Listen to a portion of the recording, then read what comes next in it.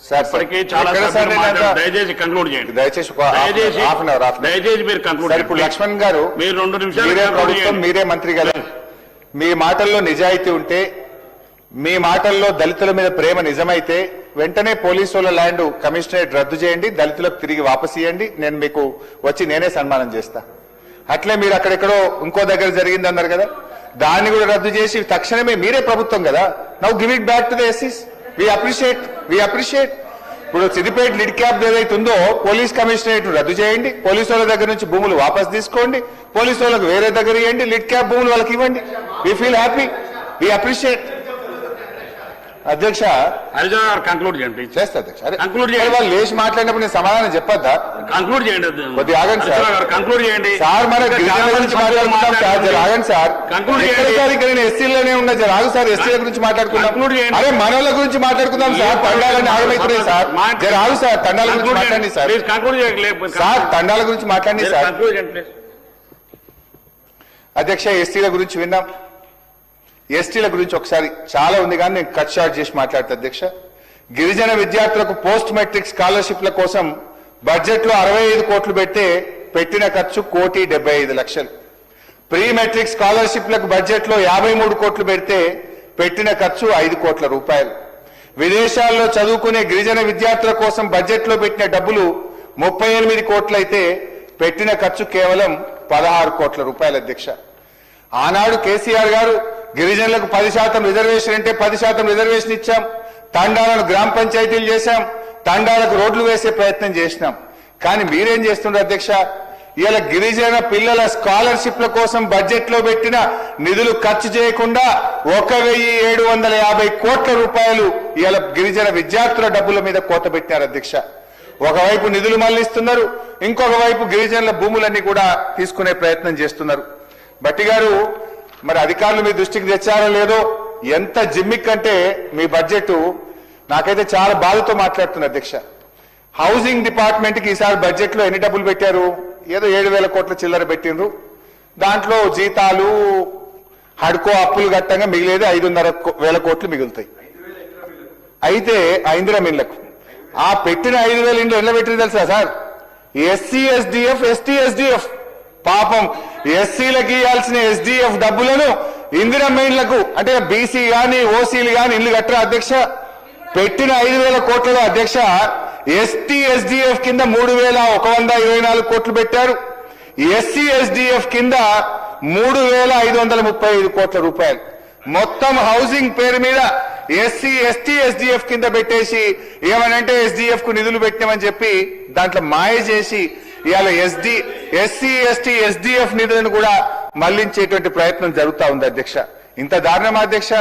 మీరుండి ఈ రకంగా మళ్లించడం ఇది మీకు తగదు అని చెప్పి మీరు ఆన్సర్ చేయండి sir. Last let me complete sir, time అవుతుంది ప్లీజ్. బీసీ వెల్ఫేర్ అధ్యక్ష, బీసీ వెల్ఫేర్ లో అధ్యక్ష 2014-15లో 1,090 కోట్ల రూపాయల బడ్జెట్ ఉంటే మేము దిగిపోయే నాటికి 4,000 కోట్ల రూపాయలకు పెంచినాం అధ్యక్ష. కానీ మీరేం చేశారు? 2024-25లో బీసీలకు మీరు ఖర్చు పెట్టిన డబ్బు 3,067 కోట్లు మాత్రమే తగ్గింది. మా పీరియడ్ కంటే బీసీల పట్ల 1,000 కోట్ల రూపాయలు బడ్జెట్ లో మీరు తక్కువ ఖర్చు పెట్టినారు.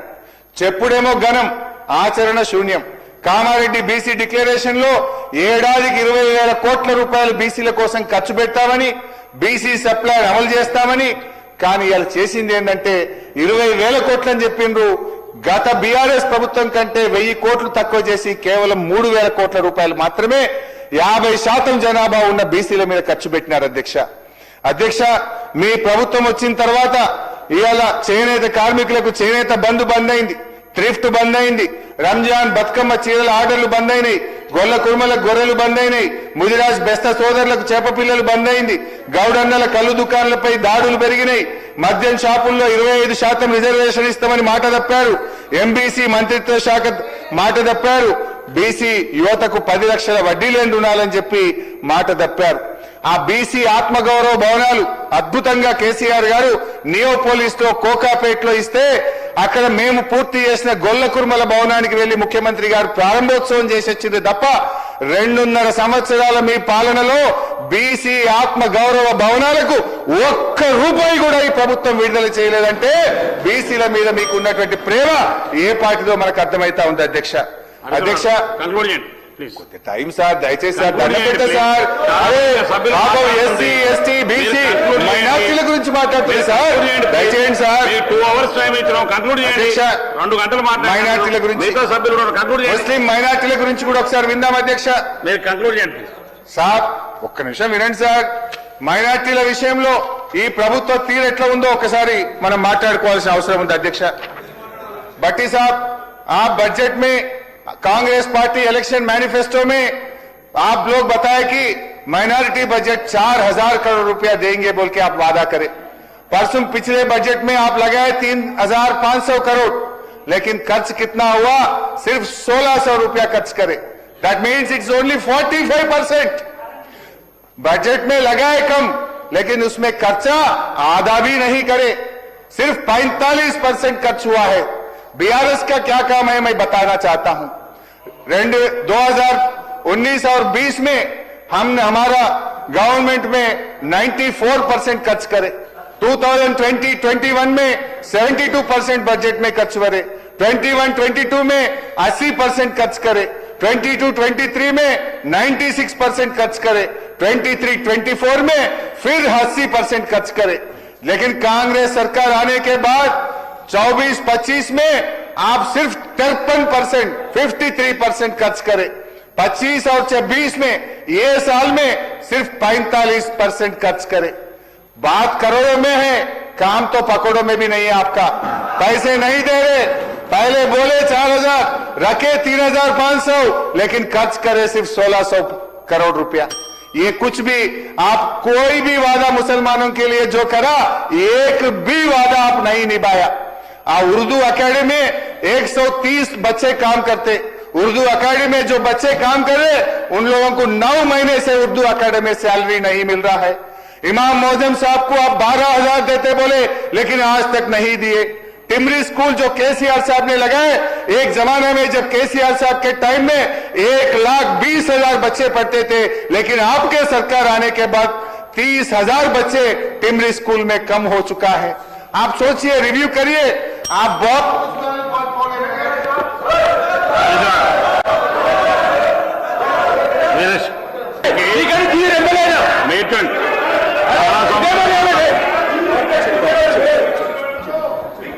మీకు హరీశ్రావు గారు చాలా సార్లు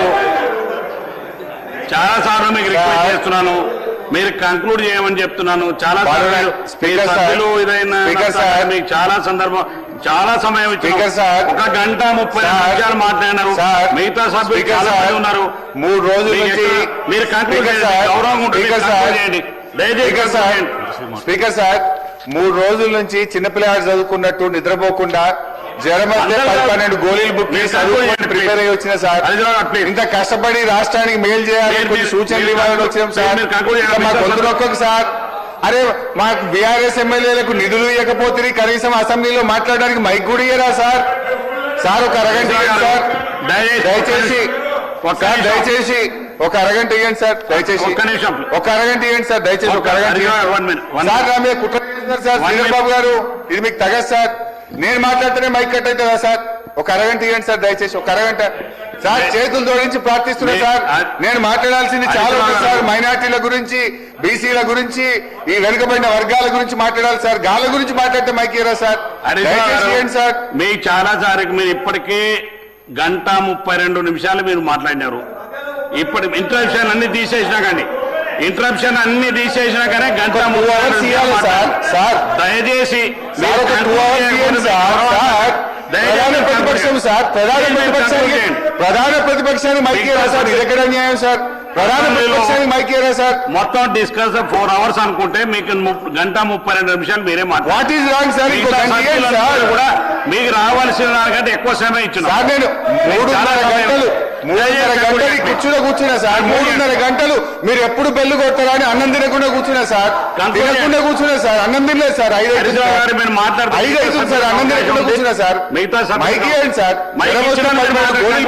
సార్. మీరు కంక్లూడ్ చేయండి, 5 నిమిషాల్లో కంక్లూడ్ చేయండి ప్లీజ్. 5 నిమిషాల్లో మీరు కంక్లూడ్ చేయండి. హాఫ్ అన్ అవర్ మీరు కంక్లూడ్ సార్ మీరు 5 నిమిషాల్లో 3 రోజులు నిద్రపోకుండా చదువుకున్నా మీరు 5 నిమిషాల్లో కంక్లూడ్ చేయండి. సార్ మిగతా సభ్యులకు ఇచ్చేస్తాను. సార్ ఒక హాఫ్ అన్ అవర్ సార్ దయచేసి 5 నిమిషాలు ప్లీజ్. అరే జరా ప్లీజ్ సార్ సలాం కర్తూ సార్. అధ్యక్ష సరిగా షార్ట్ कट చేస్తూ మాట్లాడతా అధ్యక్ష ఒక half an hour Congress party का काम मुसलमानों के बारे में कैसा है बोलो तो साहब ये कागज पे तो गुलिस्तान है साहब मगर हकीकत में तो रेगिस्तान है साहब. అధ్యక్ష ఇక వైద్య రంగం మాట్లాడదాం అనుకునే కానీ మీరు టైం ఇస్తలేరు. ఇక హెల్త్ ఇచ్చి పెట్టేస్తా. ఉద్యోగులు రిటైర్డ్ ఉద్యోగులు కూడా వదిలేస్తున్నా అధ్యక్ష. ఇకపోతే అధ్యక్ష నిరుద్యోగుల గురించి అధ్యక్ష నిరుద్యోగుల విషయంలో అధ్యక్ష దయచేసి నేను బట్టి గారిని కోరేది ఒక్కటే. మీరు ఇప్పటికైనా తక్షణమే ఇచ్చిన మాట ప్రకారంగా 2 లక్షల ప్రభుత్వ ఉద్యోగాల భర్తీకి జాబ్ క్యాలెండర్ విడుదల చేయాలని ఉద్యోగాల భర్తీ ప్రక్రియ వెంటనే ప్రారంభం చేయాలని చెప్పి వారి పక్షాన కోరుతా ఉన్నా అధ్యక్ష.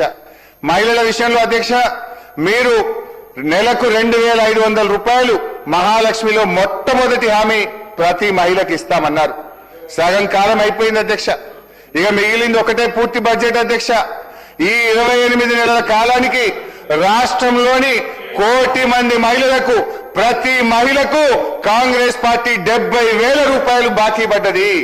ఒక్కొక్క మహిళకు మహాలక్ష్మి కింద మీరు పడ్డ బాకీ 70,000 రూపాయలు. ఈ సభ ద్వారా బట్టి గారిని అడుగుతా ఉన్నా మహాలక్ష్మి ఎప్పుడు ప్రారంభిస్తారు? రాష్ట్రంలో బాండ్ పేపర్ మీద మీరే సంతకం పెట్టి ప్రతి మహిళకు ఇచ్చిన దాని ప్రకారంగా ఈ బకాయి 70,000 రూపాయలు ఈ రాష్ట్రంలోని ప్రతి మహిళకు ఎప్పట్లోగా చెల్లిస్తారో చెప్పాలని నేను అడుగుతా ఉన్నా. 1,00,000 కోట్ల వడ్డీ లేని రుణాలు లేవు, స్కూటీలు లేవు, తులం బంగారం లేదు, కేసీఆర్ కిట్లు లేవు, న్యూట్రిషన్ కిట్ లేదు, ఆరోగ్య మహిళ పథకం లేదు, బతుకమ్మ చీరలు లేవు, అంగన్వాడీ ఆశా వర్కర్లకు పెంచుతామన్న వేతనం 18,000 ఇంతవరకు పెంచింది లేదు.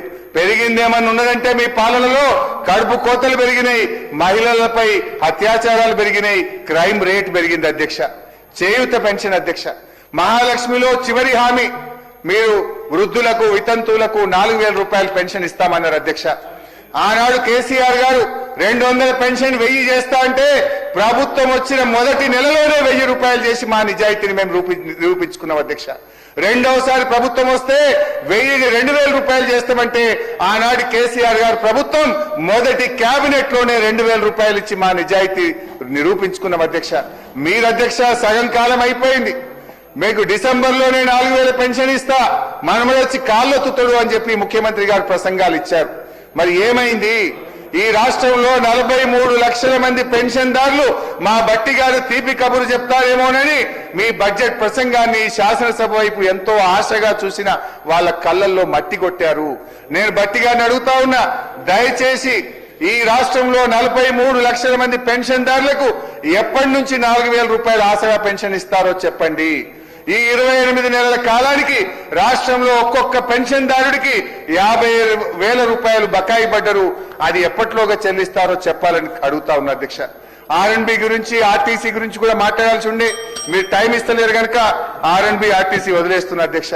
మా భూభారతి కూడా చాలా విషయాలు మాట్లాడదామని కానీ భూభారతిలో చాలా విషయాలు కట్ చేసి స్ట్రైట్ గా సాదా బైనామాకు వస్తున్న అధ్యక్ష. ఆనాడు బీఆర్ఎస్ ప్రభుత్వ హయాంలో అధ్యక్ష కేసీఆర్ గారు ఉన్నప్పుడు 6,18,000 మందికి ₹1 ఖర్చు లేకుండా సాదా బైనామా అమలు చేసి పట్టా పాస్ పుస్తకాలు ఇచ్చాం. కానీ వీళ్ళు ఏం చెప్పారు? మేము రాగానే 2వ విడత సాదా బైనామా పూర్తి చేస్తామన్నారు అధ్యక్ష. కానీ జరిగింది ఏంది అధ్యక్ష? 4,06,991 దరఖాస్తులు రిజెక్ట్ చేసినారు. కేవలం 177 మందికి మాత్రమే సాదా బైనామా అమలు చేశారు. అది అమలు చేసే ఉద్దేశం లేక మెలిక పెట్టారు. ఏం మెలిక? మీకు అమ్మిన వాళ్ళు బాండ్ పేపర్ మీద రాసిస్తే సాదా బైనామా అమలు చేస్తాం, అమ్మినోడు రాసియడు, నువ్వు సాదా బైనామా చెయ్యవు అంటే 8 లక్షల మంది సాదా బైనామా దరఖాస్తుదారుల నోట్లో మట్టి కొట్టారు. వాళ్ళకిచ్చిన మాట తప్పారు మీరు. ఆనాడు ఎల్ఆర్ఎస్ ఫ్రీ అన్నారు, గవర్నమెంట్ రాగానే ముక్కుపిండి ఇలా ఎల్ఆర్ఎస్ వసూలు చేస్తున్నారు. 8 నెలల నుంచి కొత్తగా భూములు రిజిస్ట్రేషన్ చేసుకున్న వాళ్ళకు పాస్బుక్లు రాక ఇలా అనేక ఇబ్బందులు పడతా ఉన్నారు. ఎందుకు 8 నెలల నుంచి పాస్బుక్లు ఇవ్వడం లేదో చెప్పాలని కోరుతా ఉన్నా అధ్యక్ష. ఇక మెస్సీ ఫుట్బాల్ అధ్యక్ష, మెస్సీ ఫుట్బాల్ విషయంలో ఒక్క నిమిషం సార్ ఇది సోషో ఎకనామిక్ సర్వే అధ్యక్ష. ఈ బుక్ అంటే చాలా శాంటిటీ ఉంటుంది అధ్యక్ష.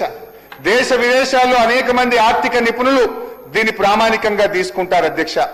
ఫుట్బాల్ ఆటగాడు మెస్సీ జెర్సీ ధరించి రేవంత్ రెడ్డితో మ్యాచ్ ఆడారని చెప్పి ఇందులో మంచి ఫోటో పెట్టారు అధ్యక్ష. ఈ ఫోటో చూడండి అధ్యక్ష. ఈ మెస్సీ గారు ఫుట్బాల్ ఆడారు రేవంత్ రెడ్డి గారితో ఫోటో పెట్టారు అధ్యక్ష. అయితే అసలు టెస్ట్ ఇక్కడే ఉంది అధ్యక్ష. ఇదేమో ఏ ఫోటో, అసలు ఫోటో ఇది అధ్యక్ష. అసలు ఫోటో ఇది అధ్యక్ష. అంటే మీరు ఆయన వేసుకున్న డ్రెస్ ఇది, వేసుకొని డ్రెస్ ఏఐలో తయారు చేసి రేవంత్ రెడ్డితో ఫుట్బాల్ అన్నట్టు సోషో ఎకనామిక్ సర్వేలో కూడా మార్ఫింగ్ ఫోటోలు పెట్టారా మార్ఫింగ్ ఫోటోలు పెట్టారా అధ్యక్ష? నేను మీరు సీనియర్ శాసనసభలో బయట పేపర్ తీసుకోవాలి, మీకు తెలిసి ఉన్నాయనే ఫోటోలు ఇవ్వండి. ఇదేం పద్ధతులు సార్ హరీష్ రావు గారు ఇదైతే ఇది కంక్లూడ్ చేయండి ప్లీజ్. ఈ ఫోటో నిజమైతే మీరు సార్ ఈ ఫోటో నిజమైతే మీరు ఏ శిక్ష వేసినా నేను సిద్ధమే. మీరు రెడీ చేయండి హరీశ్రావు గారు. ఏంది అధ్యక్ష ఇంత వక్రీకరణ? ఫ్యూచరిస్టిక్ అంటే నేను గిట్లా చేస్తాను అనుకోలేదు. ఏ చేస్తా అంటే గిట్లా మార్ఫింగ్ ఫోటోలను మీరు సోషియో ఎకనామిక్ సర్వేలు పెట్టరు, ఇంత గొప్ప తెలివితేటలు ప్రదర్శిస్తారని అయితే నేను అనుకోలేదు. ఇది ముఖ్యమంత్రి గారి ప్రైవేట్ ఫోటో ఆల్బమ్ కాదు, ఇది స్టేట్ గవర్నమెంట్ డాక్యుమెంట్. ఇది గవర్నమెంట్ డాక్యుమెంట్ పెట్టినప్పుడు జాగ్రత్తగా పెట్టాలి, నిజాయితీగా పెట్టాలి తప్ప ఇట్లా మార్ఫింగ్ ఫోటోలతో పెట్టకూడదు అధ్యక్ష. వీళ్ళ $1 ట్రిలియన్ గురించి ఒకసారి చెప్పాలి అధ్యక్ష. సరిగా చాలా విషయాలనే కానీ $1 ట్రిలియన్ ఎకనామీ గురించి ఒకసారి చెప్తా అధ్యక్ష. కంక్లూడ్ చేయండి సార్. ఒక అరగంట సార్, కైండ్లీ సార్ ఒక హాఫ్ అన్ అవర్ సార్. గౌరవం కోసం మీకు ఇన్నిసార్లు అవకాశం ఇస్తున్నాను. మీరు కంక్లూడ్ చేయమంటే మీరు కొత్త విషయాలు మీరు లేదు అంటే సభ్యునికి అవకాశం ఇస్తున్నారు, మధ్యలో కూర్చోబెట్టాను సార్. ఒక half an hour sir please sir. Please మీరు కంక్లూడ్ చేయండి. 2 minutes కంక్లూడ్ చేయండి. 2 hours మాట్లాడారు, పని చేస్తే మరి మీరు ఇంత గొంతుకు వస్తా అంటే 2 hours మాట్లాడారు. మీరు తక్కువ సమయం 2 hours మాట్లాడినారు మీరు. సరే ఒక పని చేస్తే సరే అన్ని బంద్ చేసి ఒక చిన్న కథ చెప్పి బంద్ చేస్తే ఇక ఏం చేస్తాం మరిగా అధ్యక్ష. మొత్తంగా ఈ బడ్జెట్ మొత్తం చూసిన తర్వాత చదివిన తర్వాత చిన్నప్పటి ఒక కథ గుర్తొచ్చింది అధ్యక్ష. చిన్నప్పుడు చదువుకున్నది ఇది బహుశా మీ అందరికి తెలుసు. పులి బాటసారి అనే పంచతంత్ర కథ యాదకొచ్చింది అధ్యక్ష. ఇది రిలవెన్స్ ఉంది కనుక ఇప్పుడు ఒకసారి చెప్పేటువంటి ప్రయత్నం చేస్తా ఉన్నా అధ్యక్ష. ఒక అడవిలో ఒక ముసలి పులి ఉండేది అధ్యక్ష. ముసలితనం వల్ల దానికి వేటాడే సత్తువ లేకుండా పోయింది. దానికోసం అదొక ఉపాయం ఆలోచించింది. ఏంటంటే అది ఒక బురద గుంటలో కూర్చొని చేతిలో ఒక బంగారు కడియం పట్టుకొని దారిన పోయే బాటసారులను పిలుస్తూ ఉన్నది. ఓ బాటసారులారా, నన్ను రక్షించండి, నన్ను ఈ బురద గుంటలో నుంచి బయటకు తీసుకురండి అని చెప్పి కనబడ్డ వాళ్ళందరినీ అడుగుతా ఉంది అధ్యక్ష. మీరు నన్ను బురద గుంటలో నుంచి బయటకు తెస్తే ఈ బంగారు కడియం మీకు బహుమానంగా ఇస్తా అని వచ్చిపోయేటోళ్ళందరికీ ఆశ చూపించింది అధ్యక్ష. ఒకరోజు ఒక అమాయక బాటసారి అటు నుంచి వెళ్తూ ఆ పులి మాటలు విన్నాడు అధ్యక్ష. ఇది ముసలి పులి కదా, దీనికి ఒంట్లో బలమైతే లేదు, ఇది నన్ను ఏమీ చెయ్యదనుకోని పాపం బేఫికర్గా ఈ పులిని కాపాడదాం, ఆ బంగారు కడియాన్ని తీసుకుందామని చెప్పి దగ్గరికి పోయిండు అధ్యక్ష. లోపలికి దిగిండు అధ్యక్ష. పులిని బయటకు దిద్దామని పోతే పాపం అమాయక బాటసారి ఆ పులికి ఆహారం అయిపోయింది అధ్యక్ష. ఈ కథలో ముసలి పులి ఎవరో ఇప్పటికే బహుశా మీ అందరికీ అర్థమై ఉంటుంది అధ్యక్ష. ఆ ముసలి పులి ఎవరో కాదు, ఘనత వహించిన ఈ కాంగ్రెస్ పార్టీ. అది ఆశ చూపిన ఆ బంగారు కడియం మరో పేరే మీ 6 గ్యారెంటీలు అధ్యక్ష. అధ్యక్ష అదే ఆగుపోయి కంక్లూడ్ చేస్తే ఆగు, కొద్దిగా ఆగు, చేస్తా అధ్యక్ష. అరే ఎందుకు పోయి అంత అరే సార్, స్పీకర్ సార్ అట్లా చేయకండి సార్. మీరు కొంచెం ముగిస్తాను, మళ్ళా కొత్త కథ మొదలు పెట్టింది. నిన్న బట్టి గారు ఒక మాట, బట్టి గారు నిన్న మాట్లాడుతూ ఒక మాట అన్నారు అధ్యక్ష. వారు బడ్జెట్ ప్రసంగంలో 4వ పేజీలో చెప్పారు, మభ్యపెట్టే మాయ మాటలు చెప్పడం, ప్రశ్నించే వారిని దూషించడం మా నైజం కాదు. బాధ్యతతో ఎవరు ప్రశ్నించినా బాధ్యతతోనే వారికి సమాధానం చెప్తాం. ప్రజల పట్ల, ప్రజాస్వామ్యం పట్ల మాకున్న చిత్తశుద్ధి అన్నారు. బాధ్యతతో సమాధానం చెప్తాం, మేము దూషించము అన్నారు. నేను అంటున్నా అధ్యక్ష, భట్టి గారు మీరు గుండె మీద చేసుకొని చెప్పండి, మీరు చెప్పినటువంటి ఈ మాటలు మీ ముఖ్యమంత్రి గారు పాటిస్తారా? మీరు మీ ముఖ్యమంత్రి గారికి చెప్పి ఈ దూషించడం మానేయండి అని చెప్పగలుగుతారా అధ్యక్ష? ఇలా 4 కోట్ల మందికి జవాబుదారీగా ఉండాల్సినటువంటి ముఖ్యమంత్రి సీట్లో కూర్చొని మాట్లాడే ఆ మురికి భాష ఏంది అధ్యక్ష? ఒక 2 minutes